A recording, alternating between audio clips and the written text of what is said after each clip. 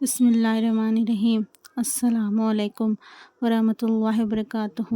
الحمد للہ، آج ہم جمعے کے مبارک دن کی فضیلت اور برکتوں کا ذکر کریں گے۔ یہ دن ہفتے کا سردار ہے، رحمت اور مغفرت کا دن ہے۔ تو آئیے حدیث نبوی کی روشنی میں جمعے کے امر خاص کو سمجھتے ہیں۔ جمعہ دنوں کا سردار۔ نبی کریم صلی اللہ علیہ وسلم نے فرمایا، جمعہ تمام دنوں کا سردار اور اللہ کے نزدیک سب سے افضل دن ہے۔ اسی دن حضرت آدم علیہ السلام کی تخلیق ہوئی، اسی دن انہیں جنت میں داخل کیا گیا اور اسی دن زمین پر اتارا گیا۔ قیامت بھی جمعے ہی کے روز قائم ہوں گی، اس لیے جمعے کی قدر کیجیے، اسے عام دن نہ سمجھے۔ نماز جمعے کی خصوصیت۔ قرآن مجید میں ارشاد ہے، اے ایمان والو، جب جمعے کے دن نماز کے لیے پکارا جائے تو اللہ کے ذکر کی طرف لپکو اور خرید و فروخت چھوڑ دو۔ جو شخص غسل کرے، خوشبو لگا کر اول وقت مسجد پہنچے، خاموشی سے خطبہ سنے، اس کے گزشتہ اور آنے والے جمعے کے درمیانی گناہ معاف کر دیے جاتے ہیں۔ کہ ہم ایسا عظیم انعام کھونا چاہیں گے؟ ہرگز نہیں۔ سورۃ الکہف کی تلاوت۔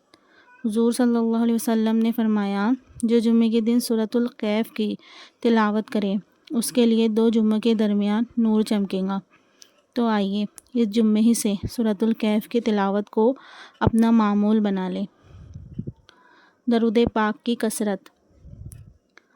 ایک اور سعادت۔ حضور صلی اللہ علیہ وسلم نے ارشاد فرمایا، جمعے کے دن مجھ پر درود کی کثرت کرو، تمہارا درود مجھ تک پہنچایا جاتا ہے۔ آئیے آج کم از کم 100 مرتبہ درود پڑھیں۔ اللہم صلی علی محمد وعلی آل محمد۔ قبولیت دعا کا سنہری وقت۔ جمعے کے دن ایک گھڑی ایسی ہے جس میں مانگی گئی دعا رد نہیں ہوتی۔ علماء کہتے ہیں یہ وقت عصر کے بعد سے غروب آفتاب تک ہو سکتا ہے، لہٰذا اس وقت وضو کی حالت میں دل سے اللہ کو پکارے، اے اللہ ہماری مغفرت فرما، ہماری دعاؤں کو قبول فرما۔ جمعہ چھوڑنے کی وعید۔ رسول اللہ صلی اللہ علیہ وسلم نے تنبیہ فرمائی، جو بلا غرض 3 جمعے چھوڑ دے اللہ اس کے دل پر مہر لگا دیتا ہے۔ بھائیوں اور بہنوں، سوچے دل پر مہر لگ جائے تو ہدایت کیسے ملے؟ اس لیے بیماری یا سفر کے سوا کسی حال میں جمعہ ترک نہ کیجیے۔ اختتامی نصیحت و دعا۔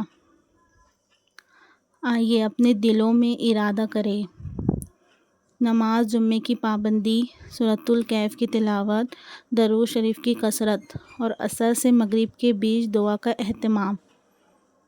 دعا ہے، اے اللہ ہمیں جمعے کی برکتوں سے مالا مال فرما، ہمارے گناہ بخش دے، ہمارے دلوں کو اپنے ذکر سے آباد کر اور ہمیں دنیا اور آخرت کی بھلائیاں عطا فرما۔